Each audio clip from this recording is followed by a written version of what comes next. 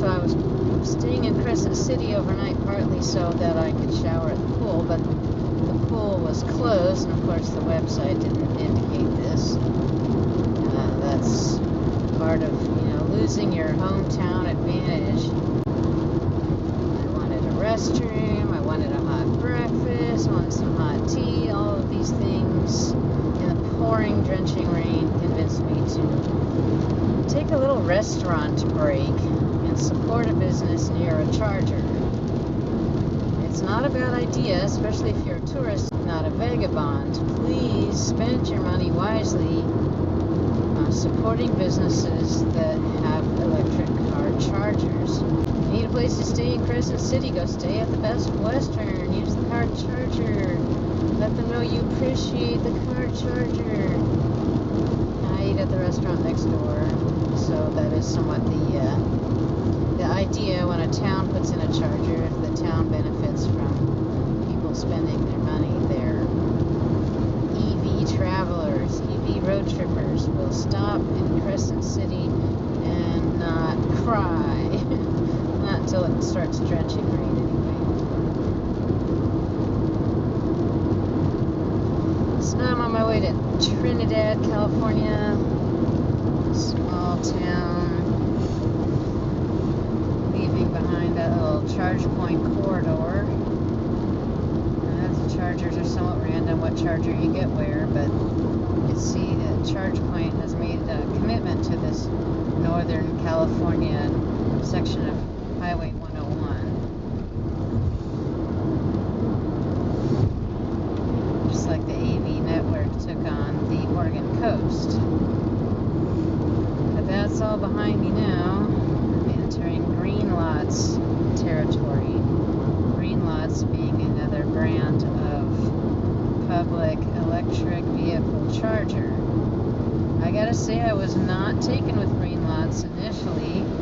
I was grateful to see these chargers start to show up on the Northern California coast, but then I couldn't get them to work. I got the Green Lots card to swipe, and my card just didn't work on any of the chargers, and I had to make phone calls, and it was a hassle, and it was stressful, because what if I can't get any of their chargers to work? But they seem to have improved their technology. I still think it's overly complicated what you have to do to charge with Green Lots, but now my card works. And, I'm really glad all these chargers are here.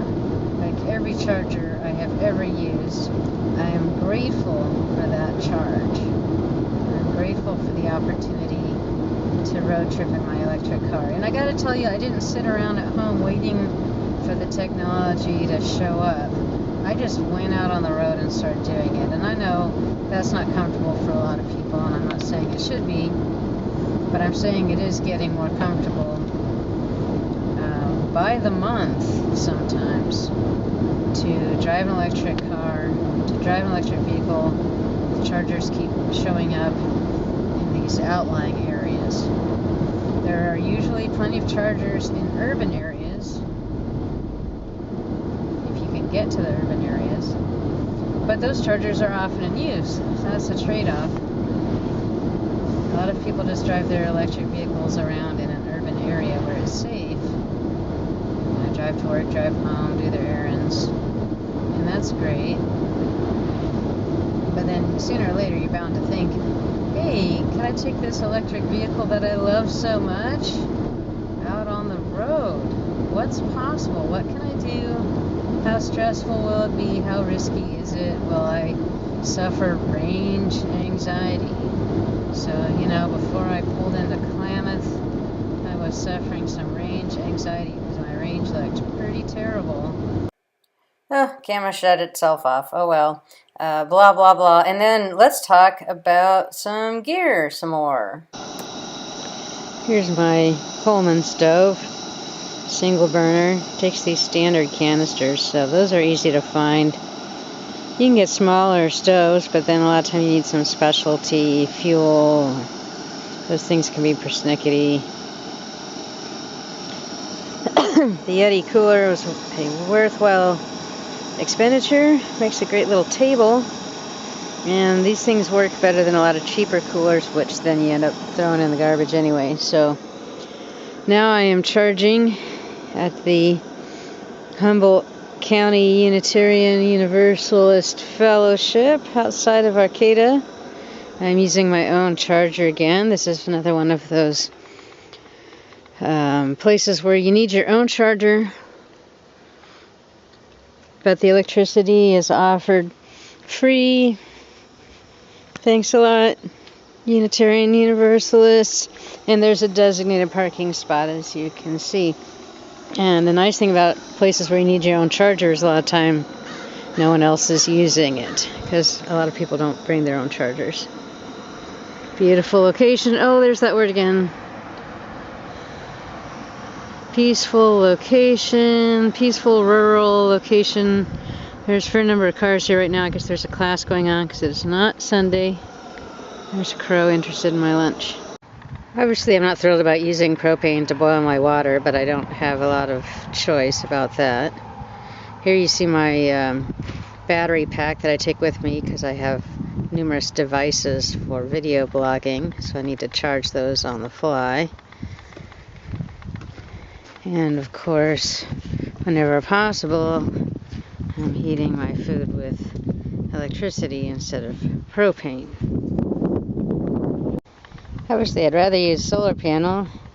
It's nice now the rain has stopped and the sun's sort of come out. I think I'm getting enough solar to be charging the tablet here. But that's the problem with rainforests. Not always much sun. It's a good time to get lots of chores done here while I'm charging for a while. Enjoying my homemade Swedish pancakes. I enjoy this eucalyptus grove to the right of the road here. I really like these trees. The eucalyptus and the redwoods being highlights of trips to California. So I put in 3 hours plus at the Humboldt County Unitarian Universalist Fellowship. It's a place I enjoy visiting. Bring your own charger. They are happy to share. Friendly people there. My friend Brian there called me an itinerant peacemaker. I thought that was lovely. So, put in those hours at the charger.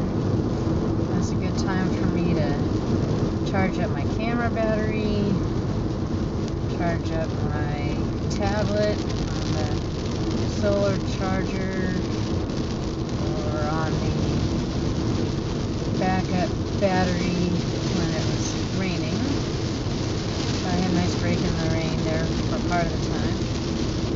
So I heated up my lunch in a tiny oven, and heated up my water for my thermos for the rest of the day on my tiny stove, or sort of tiny stove, a single burner Coleman stove.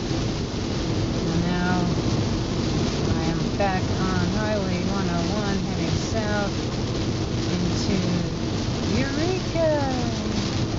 You have to say it like that, right? I've got a good enough charge that I am just gonna skip right through Eureka. I'm not gonna stop anywhere in Eureka. I'm gonna skip past some chargers because I have, successfully navigated that gap. But now I'm past the gap, and I can run the air. Well, I ran the air plenty because it was raining so hard, and that was part of what I was concerned about. But I'm here now where there are more chargers in the world, and I don't have to charge at every single one of them. I skip the chargers in Eureka, Fortuna, and Ferndale, and head on down to Rio Del. To charge in Rio Del. Here I am at the Benbow Inn. Benbow, not really sure. There's the inn. Nice looking place. If I were doing a different trip and I were staying at inns, I would definitely consider this one. But I am a vagabond, at least this trip, and I am using the ChargePoint charger. There's the garden. There's a river past the garden. So Elise and I went to Rio Del. The Green Lots charger worked like it's supposed to. Got high score number 1 and number 2 and number 4 on the Whirlwind machine, the pinball machine in Rio Del. I think I'm ready for the Rio Del Pinball League. Look, those must be redwood trees. Check them out. There's some redwood trees over there across the river.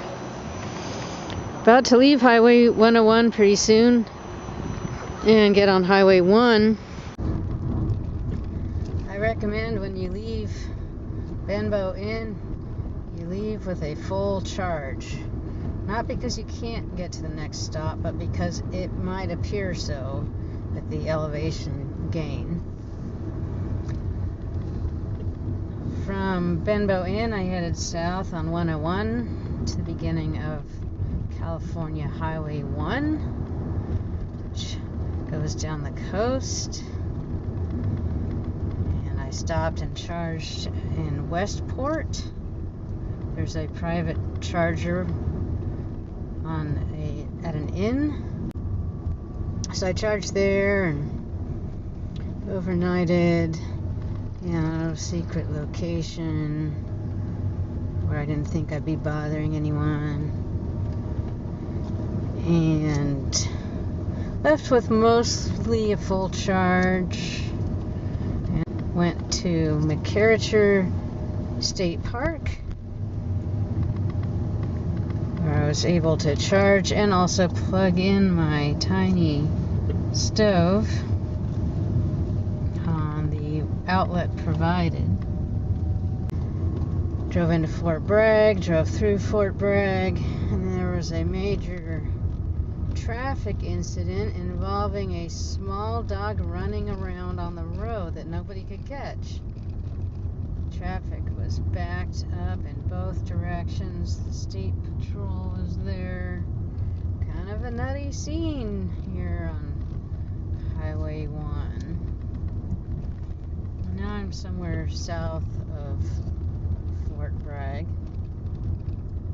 Another piece of advice: do lots of planning when you are at the Benbow Inn.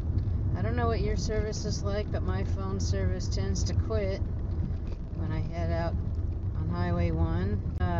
In other words, my phone service is intermittent at best. And so one thing I've done is list chargers that I plan to charge at, and then stop in somewhere like Fort Bragg to look at my device, while I'm not driving, to sort out what my plans are, where I'm going to go, where I'm going to charge, how far it is, because without phone service you can't really use the PlugShare app, and your navigator may or may not be working very well. No blue EV signs out here. However, there are chargers, and what a great idea. Some brilliant person finally figured out to put car chargers in the parks. Oh, that's smart. I love it. I love hanging out in the parks while my car is charging. And you might like it too. In 500 feet, turn right. Ease up, Siri. I'm right where I want to be. Check it out, Clipper Creek Charger at the lighthouse. Pretty sweet spot. The EVagabond video blog is brought to you by the Dao Fa Wu Monastery. Thank you for watching. Please share with others.